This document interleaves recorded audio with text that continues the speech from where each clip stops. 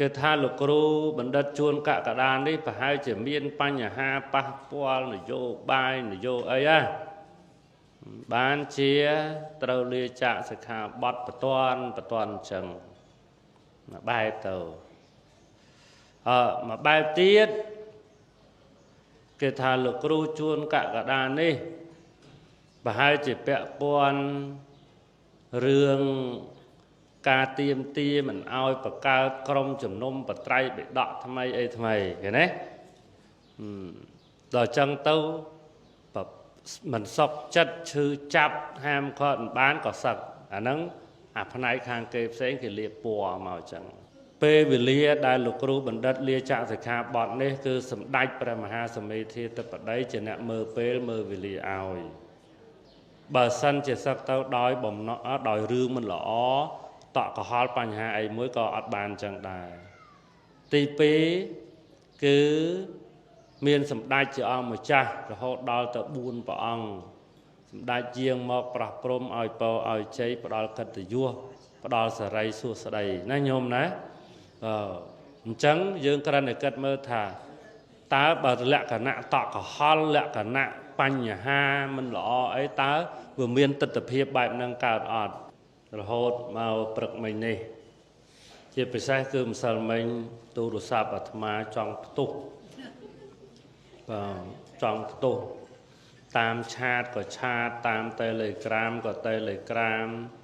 ហើយតាមលេខក៏លេខគឺថាអត់មានពេលសម្រាប់ទេ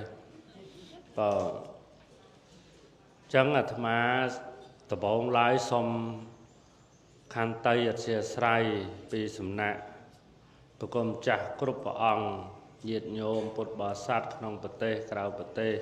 ដែលដឹងព័ត៌មានហើយចង់ដឹងច្បាស់ខលមកអាត្មាហើយអត់បានលើកអត់បានឆ្លើយតបគឺគាត់ពិបាកចិត្តគាត់សោកសៅគាត់ស្ដាយយើងនិយាយភាសាក្មេងគេឥឡូវថាកំពុងតែសេតកំពុងកើតទុកណាហើយគាត់ចង់ដឹងគាត់ខលមកហើយអាត្មាអត់បានឆ្លើយតបទី1គឺអាត្មាមិនសមមិញនឹងរវល់កម្មវិធីនឹងរហូតអញ្ចឹងលើកអត់កើតឆ្លើយតបបានហើយមួយទៀតដល់ពេលល្ងាចឡើងទៅទេសនាទៀតបើដែលសំខាន់ពងសេតដូចគ្នាញាតិញោមក៏សេតអាត្មាក៏សេតញាតិញោមកើតទុកអាត្មាក៏កើតទុកចឹងដូចមានអារម្មណ៍ថាម្សិលមិញដូចពិភពលោកអាងឹតឈឹងមិនដឹងដូចផែនដីនឹងកលាប់អ្មេចទេវាអារម្មណ៍វាល្វើវាវាយវាដែកដងវាគិតច្រើនអីច្រើនដល់ចឹងទៅចិនលើកទូរស័ព្ទញាតិញោមហ្មងតែលើកទៅនាំវែងឆ្ងាយមានញោមនៅភ្នំពេញម្សិលមិញហ្នឹងខលមកអត់មាននិយាយឯកាទៅយំរហូតយំអាត្មាប្រាប់ថាសឹកហើយអីហើយអញ្ចឹងទៅគាត់យំគាត់រៀបរាប់ទៅអាត្មាតែបានឲ្យញោមអាត្មារវល់ហើយស្រាប់តែម៉ោង10មិន10យប់តែមកទៀតយំទៀតយំប្រាប់គាត់ទៅអាត្មាក៏បាក់ចិត្តអាត្មាក៏ស្ដាយដែរញោមតើហើយទៅលួងគាត់បានរឿងធូរតិចទៅមិនមែនពលាគាត់បាត់ទៅតែម៉ោង5ភ្លឺតែទៀតយំទៀតហីយំបែបអត់បានធ្វើអីអង្គុយយំហ្មងយំរហូតច្រើនណាស់មិនសមមិញញាតិញោមដែលតែមកឲ្យដែលបានលើកទៅក៏សម្ដែងការសោកស្ដាយយំក៏ក្រិចក៏គ្រូនឹងសម្រាប់ញាតិញោមអ្នកជ្រះថ្លាចេះស្ដាយណាញោមណាធ្វើមិនទេស្ដាយដូចគ្នានឹងអាត្មាក៏ស្ដាយញោមក៏ស្ដាយប៉ុន្តែមនុស្សរស់នៅតែងតែមានគោលដៅនិងគោលការណ៍រៀងខ្លួនណាញោមណាតែមុននឹងគាត់ចេញទៅនេះក៏អត់ទៅណាឆ្ងាយដែរនៅនឹងដដែលទេគ្រាន់តែបដូរភេទតែប៉ុណ្ណឹងទាំងទឹកចិត្តទាំងចំណេះដឹងភារកិច្ចតួនាទីគឺយកមកប្រើប្រាស់នៅក្នុងវត្តនេះដដែលគ្រាន់តែមិនអាច bằng school ở nhôm ban mình ai cha mình ai sốt môn chấm ran bật ở nhôm ban để bật năng thế nó nhôm nè rồi để bật năng ai chân nhiệt nhôm đai có đai hai mà có đai trong đai mà đó đấy nè để trâu xe trâu cao tục chừng nhiệt nhôm tiền pro mà bị ông đi ban cản đầy kia thuê cách càng như đầy nhiệt nhôm khơi như rằng ngày nâng cứ chất mà phây cho nam hai mình tay cho nam tê hay ớt lục kia mát đây tao chào kia chẳng nam sẽ đái mà này nhôm nè mà trong về chuyện tịch tam rồi dạ video tam rồi dạ cả lại toàn đi pro bỏ đồ miên tranh màu xanh bị kia nè khá có may tàu rương lõ nè khá có may tàu rương mình lõ hay khá có do po do mà liệp do mà đạn chùm pua lục ru bình đất chun cả đa để lia chạ sẽ khá bọt pro ca lia chạ sẽ khá bọt này sầm rạp mai chả than tu tâu sầm rạp bột bò để sát khơi thà việc tọa của họ pe việc bật toàn pe việc chạp pe việc lươn pe mình chăng nhôm đấy và chăng sầm rạp nhiệt nhôm cứ khơi chẳng tay sầm rạp ở thma buồn đọc ong cứ mình lươn tề và mình lươn tề hay xong bây giờ cha đã cam ca thma nó có cất thà lươn đấy này bọt đắng này nó chỉ mình po trắng á có đã toàn đằng tề hay mua là hai đời mình ban prap môn ní cứ pro tại khai rương nhiệt nhôm chu cho đằng ai khai rương nhiệt nhôm chu cho hay khai đại chẳng hành lộ khai chẳng ai đời chẳng tới vừa ca tới chỉ ca sòng say hay nâng vay màn này cả tranh đời chẳng nhôm đấy mà sao mình nâng miên nè tu được sạp mà thma xạ xua noam mình đăng thai chuyện nè bò được miên rư nè ấy tê vô cái khơi nhà thma đừng lục ru bẩn đất chun cả đàn ấy nâu chủng bôi kia là hốt chẳng cái tu sạp máu xua noam thật ta miên mù là hạt ấy miên pan nhà hạ ấy ban chia sắc phliêm chẳng nâng cái xua trong đây là pan tay nè thọ khá rồi còn ở trong video đại sai bị tầm năng buồn đi khá để cho cả mắn thá lục ru bẩn đất chuôn cả đá nó bạn miền niềng na tẹo co bán và tàu lươn lần nó mà bay tàu nâng đời mà ban từ tua bò được miến á bạn đấng đó nâng mà bài tiết cái tha lục ru bẩn đất chuôn cả đàn đi phải hai chỉ miên pan nhà ha pa poa nó vô bài nó vô ấy á ban chia trâu lia chạ sẽ khá bọt bật toàn chẳng mà bài tàu mà bài tiết cái thà lục ru chuôn cả đàn đi và hai chỉ bẹ con rương ca tiêm mình ao và ca công chùm nôm và trai bị đọ tham ấy cái này rồi chân tâu và mình sọc chất chư chạp ham con bán có sặc nâng phần này khang kê sẽ thì liệp bùa màu chẳng thma xong chùm ran po nhôm thả nên mình slide to mình khăn mình sẽ bài tê chùm buôn nè để vô khơi hay vay sman bài nô cả vay sman nâng bởi sân chỉ vay sman khăn ông phlau lõ cả bọn nó nhôm nè tại bởi vay sman khăn ông rương mình lõ vay sman hơi liệp bó chê tề bởi chênh bởi cho bà đây bà đá nâng cả ba luôn anh tê chuôn cả đá nâu ta chuôn cả đá ta đại tê tại con để trong chùm ran po tha ca đại lô kru bẩn đất chuôn cả đá tranh tàu ní cứ tranh đại cật từ vua là bà ấy nhận nhóm tranh đại cật từ vua ចេញដោយភាពត្រឹមត្រូវចេញដោយភាពច្បាស់លាស់ចេញដោយមានតម្លៃមិនមែនចេញដូចដែលចេះតែវាយស្មានលាបពណ៌ទៅពីទៅពីនោះទេ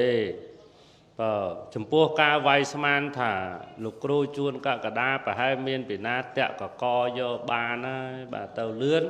នឹងសូមចម្រើនពរថាអត់មានទេអត់មានទេគឺទៅដោយស្អាតទៅដោយល្អបរិសុទ្ធតែក្រោយពីសឹកទៅគីឡូមានមโนសញ្ចេតនាមានអីណាទៀតអាហ្នឹងអាត្មាអត់ធានាទេណាញោមអត់ធានាទេព្រោះសឹកហើយតែបើនៅលោកនេះដោយស្អាតស្អំត្រឹមត្រូវទេមិនមានបញ្ហាអីរឿងអស់ហ្នឹងហើយ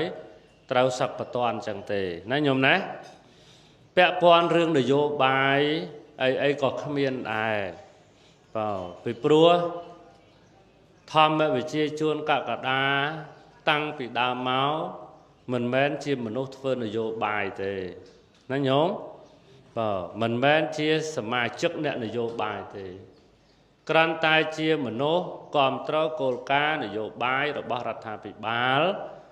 ហើយជាមនុស្សដែលមានសុឆន្ទៈចង់កសាងនៅធនធានមនុស្សបដោះបដាលដល់អ្នកបន្តវេនពុទ្ធសាសនាដោយដែលញាតិញោមបានដឹងគ្មាននិន្នាការនយោបាយនៅខាងនេះហើយប្រឆាំងជាមួយអ្នកនោះឬនៅខាងនោះប្រឆាំងអ្នកនេះអត់ទេញោមមិនដឹងមែនទេញោមណាទេសនាតែធរតែហើយអនុវត្តគោលការណ៍របស់ថ្នាក់ដឹកនាំប្រទេសចូលរួមចំណែកនៅក្នុងការបដោះបដាធនធានមនុស្សតាមផ្លូវពុទ្ធសាសនាតែប្រឹងឯងអត់មានអីលើសហ្នឹងទេអញ្ចឹងអត់មានបញ្ហារឿងអីអស់ហ្នឹងទេបញ្ហាតកតងថាលោកគ្រូជួនកកដាហ្នឹងតវ៉ាពីរឿងការបើកបង្កើតក្រុមជំនុំបត្រៃបិដកថ្មីនេះថាតវ៉ាមិនបានបើលោកខូចចិត្តសឹកហ្មងទៅណាអាហ្នឹងអាត្មាឃើញពេកមួយអ្នកនៅក្រៅប្រទេសអាហ្នឹងខាងអ្នកនយោបាយគេផ្សេងគេផុសមកអញ្ចឹងអាត្មាមិនខឹងសបាឬក៏មិនតបតតែគ្រាន់តែសូមចម្រើនថាបើលាបពណ៌យកពណ៌ល្អលាបតិចទៅលាបម្លឹងពេកដោយហួសហេតុពេកណាញោមណាទាំងអ្នកដែលទៅសេអត្ថបទផុសហ្នឹងក៏ដឹងខ្លួនឯងដែរថាវាមិនមែនអញ្ចឹងព្រោះអីលោកគ្រូបណ្ឌិតជួនកកដានេះតាំងពីគណៈសង្ឃនយោបាយបានស្នើទៅរាជរដ្ឋាភិបាលដើម្បីបង្កើតនៅក្រុមជំនុំបត្រៃបិដកមកគឺលោកដឹងតាំងពីដើមមកហើយលោកក៏ចូលរួមគំនិតយោបល់ជាមួយនឹងសម្ដេចជាអង្គម្ចាស់គណៈសង្ឃនយោបាយនឹងអបអរសាទរតាំងពីដើមម្លេះរហូតដល់រាជរដ្ឋាភិបាលចេញសចនដើម្បីឲ្យបង្កើតនេះដោយឃើញអំពីចក្ខុវិស័យឃើញអំពីទស្សនវិស័យហើយនឹងរៀបចំបេសកកម្មដ៏ត្រឹមត្រូវមិនមែនជាការបំផ្លាញកិត្តិយសកេរ្តិ៍ឈ្មោះស្នាដៃរបស់បុព្វបុរសខ្មែរយើងទេអញ្ចឹងលោកគ្រូបណ្ឌិតជួនកកដានេះអត់មានបានប្រឆាំងទេទាំងសចនសេចក្តីប្រកាសរបស់រដ្ឋាភិបាលរបស់គណៈសង្ឃនយោបាយនឹងចេញមកឲ្យមិនដែលសូម្បីតែនិយាយសូម្បីតែគិតសូម្បីតែបញ្ចេញមតិឯណានេះមួយថាមិនពេញចិត្តអត់មានទេអត់មានសោះហ្មងហើយមានតែសម្ដែងនៅការអបអរសាទរចំពោះសមិទ្ធផលដែលថ្នាក់ដឹកនាំពុទ្ធសាសនាយើងលោកយកចិត្តទុកដាក់ក្នុងចំណុចនេះដែលបច្ចុប្បន្ននេះយើងអត់មានក្រុមជំនុំបត្រៃបិដកអ្នកចំនួនក្រោយបន្តវេនទេបានថ្នាក់ដឹកនាំពុទ្ធសាសនាយើងគណៈសង្ឃនយោបាយសម្ដេចជាអង្គម្ចាស់ស្នើទៅរដ្ឋាភិបាលដើម្បីឲ្យមានក្រុមជំនុំបត្រៃបិដកហើយដោយប្រើប្រាស់នៅថវិការបស់ជាតិនឹងដើម្បីបំពេញកាតព្វកិច្ចជាពុទ្ធសាសនិកជនជាអ្នកបន្តវេនហើយក៏ដើម្បីឲ្យតម្លៃនឹងលើកស្ទួយទៅដល់សមណសិស្សអ្នកបួសក្នុងពុទ្ធសាសនាយើងដែលទៅរៀននៅក្រៅប្រទេស នៅភូមានៅឥណ្ឌានៅសេរីលង្កាដែលលោកចប់បណ្ឌិតផ្នែកភាសាបាលីចប់សំស្ក្រឹតចប់អីហ្នឹងណាដើម្បីប្រគេនលោកជាអ្នកគ្រប់គ្រងមើលថែទាំតកតងនឹងកពីបត្រៃបិដកមានស្ថាប័នមួយដែលរឹងមាំនឹងទទួលការគ្រប់គ្រងពីរាជរដ្ឋាភិបាលអញ្ចឹងវាអត់មានរឿងអាក្រក់ទេវាមានតែរឿងល្អមិនចឹងញោមទៅវាអត់មានរឿងអាក្រក់ទេវាមានតែរឿងល្អហើយល្អបូកលើល្អទៀតតើអញ្ចឹងលោកគ្រូបណ្ឌិតជួនកក្កដាមិនដែលសម្ដែងការព្រួយបារម្ភអីរឿងទាំងអស់ហ្នឹងទេណាអញ្ចឹងចម្រើនពរអញ្ចឹងថាសុំកុំចេះលៀបអីសុំផ្ដាំតែប៉ុណ្្នឹងទេនឹងចំពោះបញ្ហាដែលអាត្មាទទួលបាននឹងមួយវគ្គទៀតជាមតិរបស់មហាជននិងសេចក្តីព្រួយបារម្ភរបស់ពុទ្ធបរិស័ទហើយនឹងអ្នកលេងបណ្ដាញសង្គមនឹងគេលើកឡើងជាសំណួរក្រោយពីលោកគ្រូបណ្ឌិតជួនកក្កដាលាចាកសិក្ខាបទទៅតើសមណៈសិស្សលោកតូចលោកកព្រីដែលធ្លាប់ជ្រកកោនពីមុនមករាប់រយអង្គនឹងរស់នៅយ៉ាងណាទៅណាញោមញាតិញោមហ្នឹងគេបង្កើតជាសំណួរចំណងជើងហ្នឹងដាក់អញ្ចឹងតើរស់នៅដល់យ៉ាងណាទៅចឹងវាប្រកបនៅក្នុងនឹងច្រើនណាស់វាអាចនឹងព្រាត់ប្រាសគ្នាអាចនឹងបែកបាក់គ្នាអាចនឹងរត់ចោលវត្តបាត់សាលារៀនបាត់អីអាហ្នឹងវាអាចនឹងទៅអញ្ចឹងក្នុងសំណួរទស្សនៈរបស់គេដែលគេលើកឡើងហ្នឹងមកញោមបើ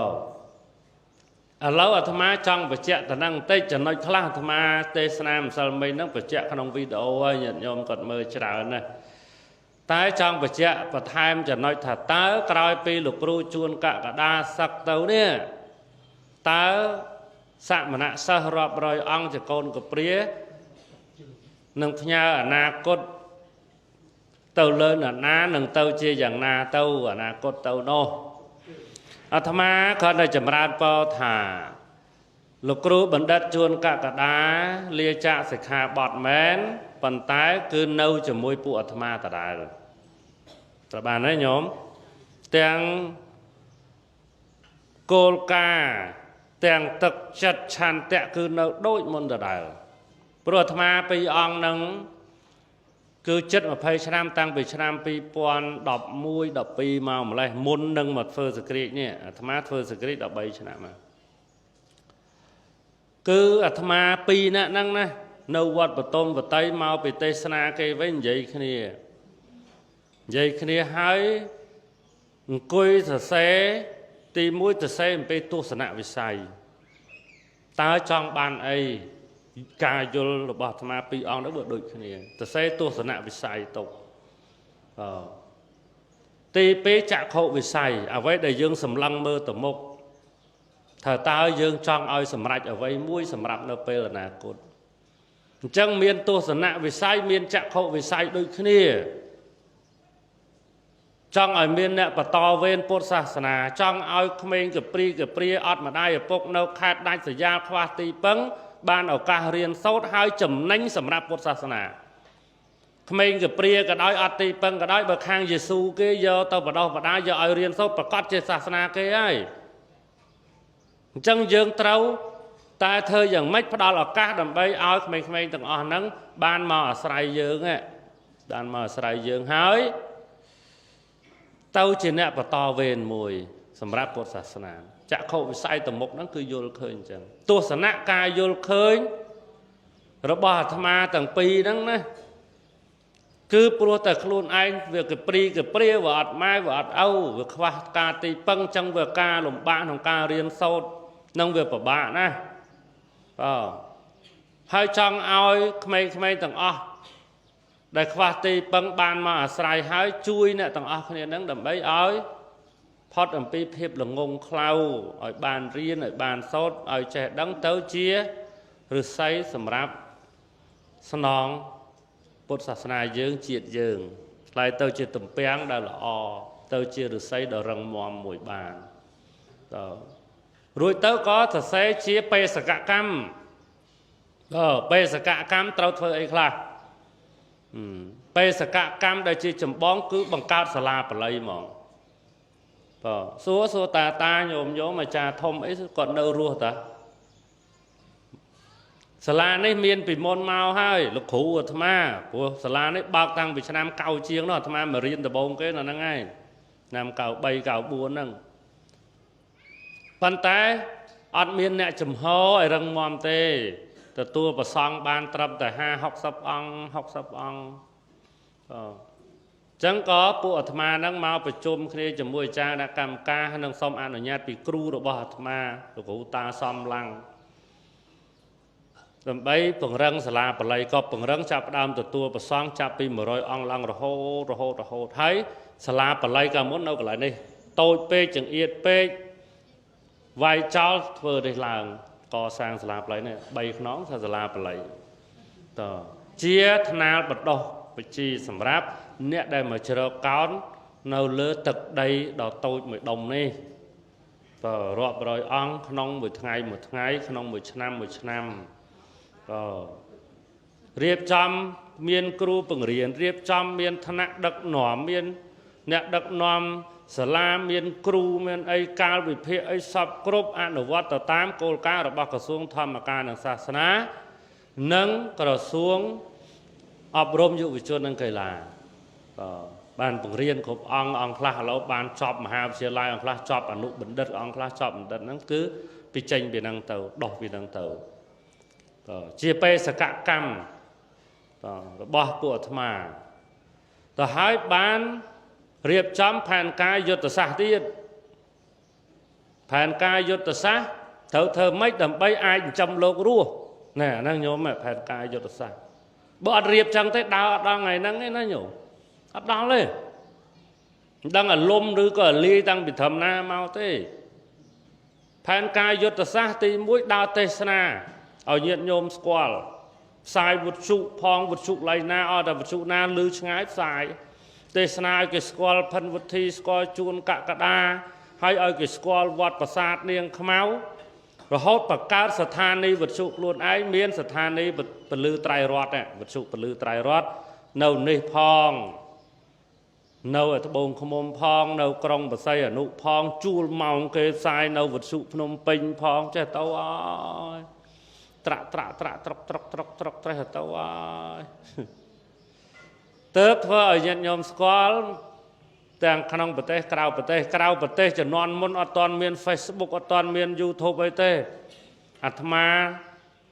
hay chôn cả đàn nòm kia cắt to chứ cả site nòm kia cắt to chỉ âm MP3 nòm kia thôi chỉ đi nhiệt nhôm nào máu chẹp nhau tao khá cái giờ cháy tao khá do tổ tục cháu nó đội nhôm mùi nước cao còn mau không ai cho nằm na nó oi con tao lao mà đông oi con lao mà đông giờ tao oi con cháy kia nó ẩm rích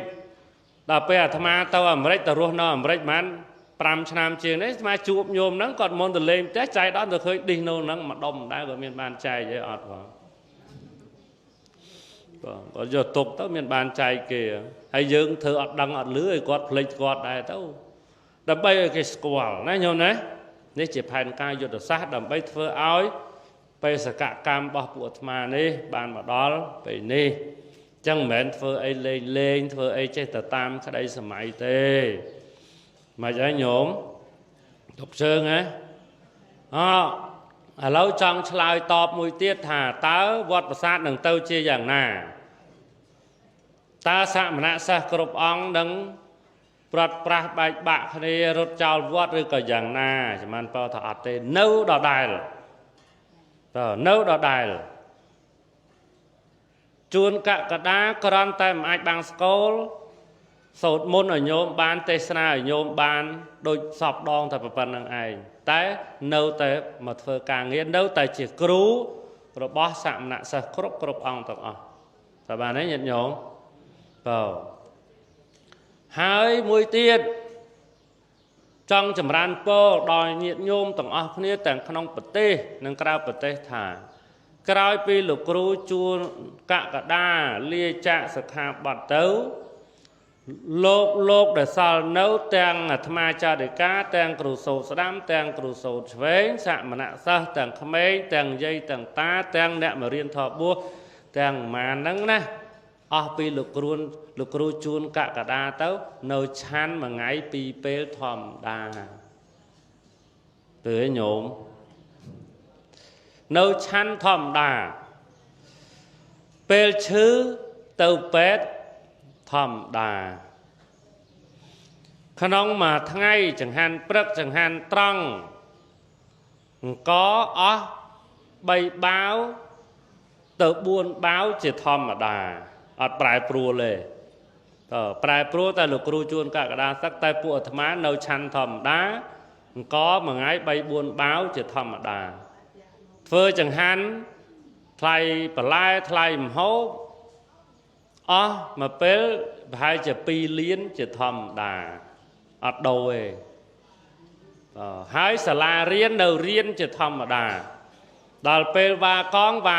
ធម្មតាដល់ពេលចូលកងចូលរៀនវិញចូលរៀនធម្មតាដល់ពេលប្រឡងឆមាសត្រីមាស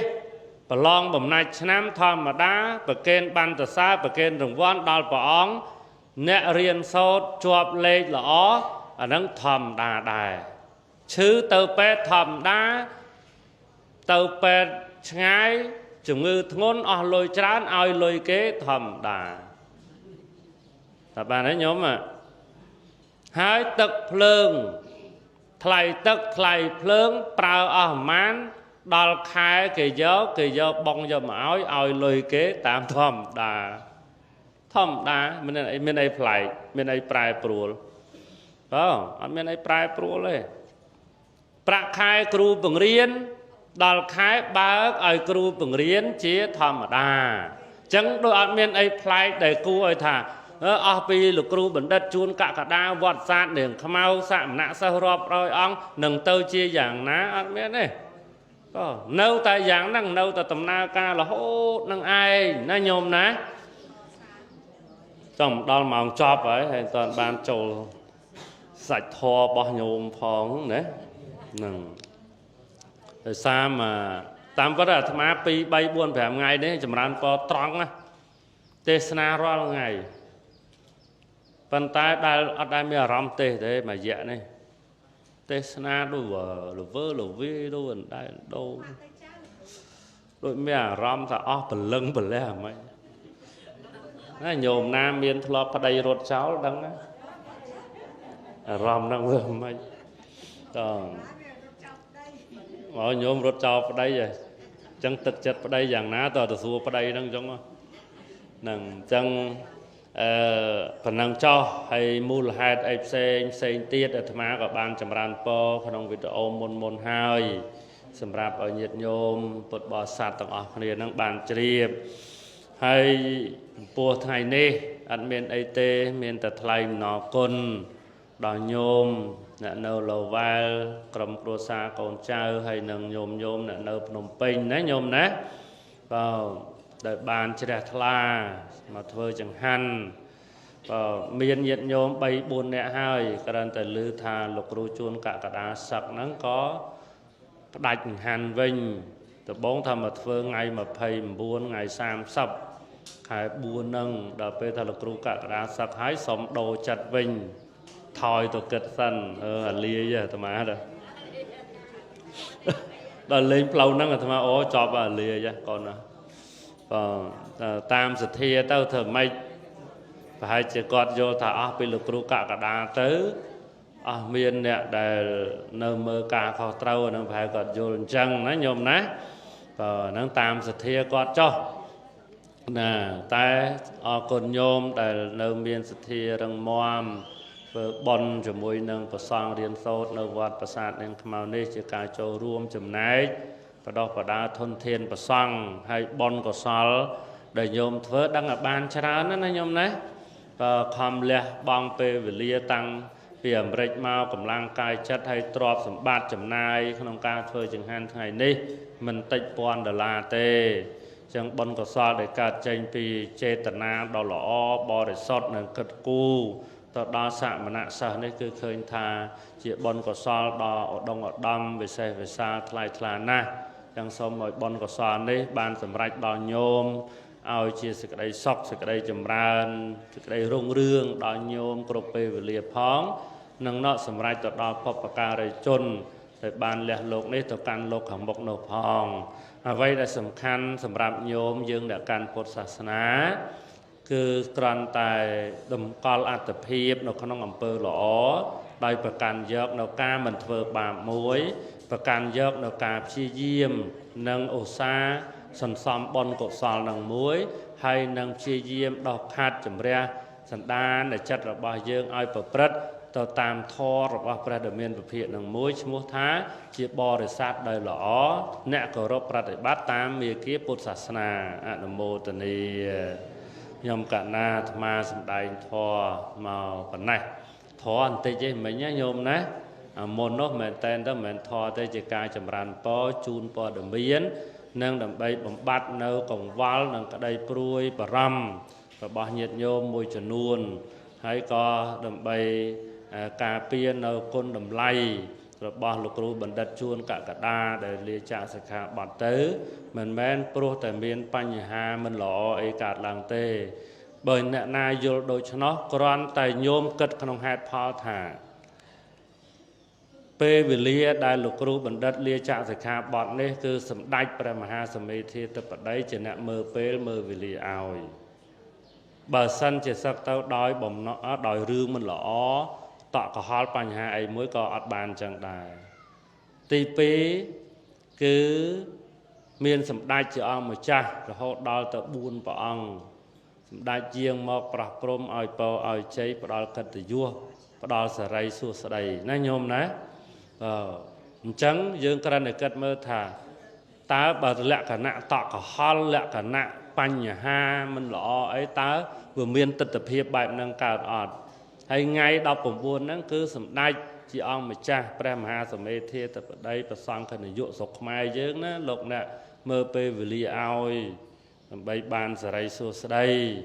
បានជ័យមង្គលជាការផ្ដល់កិត្តិយសដល់លោកគ្រូបណ្ឌិតកកដាអញ្ចឹងបើយើងអត់ជឿថា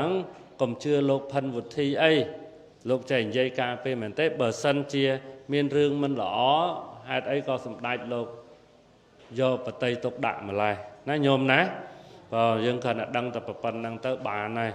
នឹងអាចស្ងប់ចិត្តថាអូពិតជាទៅដោយល្អដោយកិត្តិយសដោយកេរ្តិ៍ឈ្មោះដោយតម្លៃត្រឹមត្រូវពិតប្រាកដមែនសូមអនុមោទនា